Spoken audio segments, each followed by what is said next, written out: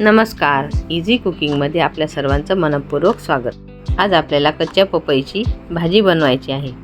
त्यासाठी लागणार आहे आपल्याला कच्चा पपई, त्याची साल काढून घ्यायची आणि त्याचं बी आणि सर्व वरचा जे पांढरा भाग असतो तो सुद्धा काढायचा आहे। कच्च्या पपईचा किस करून त्याचे आपण पराठे किंवा वडे सुद्धा बनवू शकतो। तसेच त्याचा हलवा सुद्धा छान बनतो।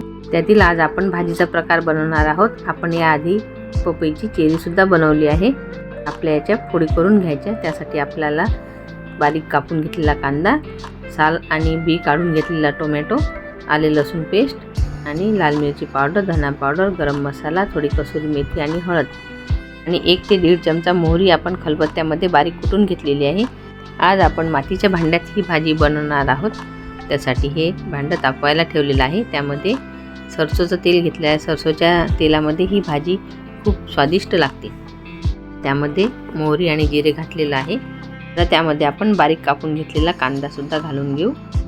पपईच्या फोडी कापून घेतल्यानंतर आपण थंड पाण्यामध्ये घातल्या होत्या।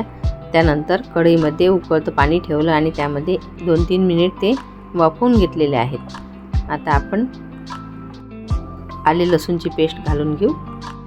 या भाजीमध्ये आपण बारीक कुटून घेतलेली मोहरी वापरणार आहोत। त्या मोहरीचा स्वाद या भाजीला खूप छान येतो।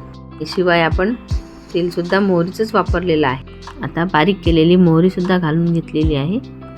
आता आपण सुके मसाले सुद्धा घालून घेऊ। कसुरी मेथी घेतलेली आहे थोडा गरम मसाला आणि लाल मिरची पावडर, धना पावडर आणि हळद, हे सर्व आता आपण यामध्ये चांगलं परतून घेऊ। परतून घेतल्यानंतर आपल्याला यामध्ये टोमॅटो घालायचा आहे। पपई शिजायला फार वेळ लागत नाही। या टोमॅटोची आपण साल आणि बी सुद्धा काढलेला आहे। बटाट्याच्या भाजीप्रमाणेच आपण पपईची सुद्धा सुकी भाजी बनवू शकतो। आता आपण टोमॅटो सुद्धा घालून घेतलेला आहे।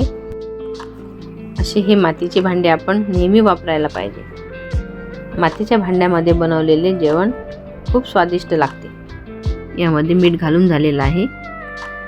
आता एकत्र झाल्यानंतर वाफवून घेतलेल्या पपईच्या फोडी घालायच्या, एकत्र करून घ्यायचं आणि त्यामध्ये शिजायसाठी गरम पाणी टाकायचं। आपल्या आवडीनुसार पाणी घालायचं आणि झाकण ठेवून शिजू द्यायचं। यामध्ये 1 ते 1.5 वाटी पाणी घातलेलं आहे। भाजीला छान उकळी आलेली आहे। आता त्यावर झाकण ठेवू। 3 ते 4 मिनिट झाकण ठेवल्यानंतर आपली भाजी उघडून बघू। मस्त झालेली आहे आणि दाटसर सुद्धा झालेली आहे। आता फोडी सुद्धा नरम झालेल्या आहेत। आता त्यामध्ये आपण कोथिंबीर घालून घेऊ। भाजीला रंग सुद्धा खूप सुरेख आलेला आहे। आता यामध्ये चाट मसाला घालायचा।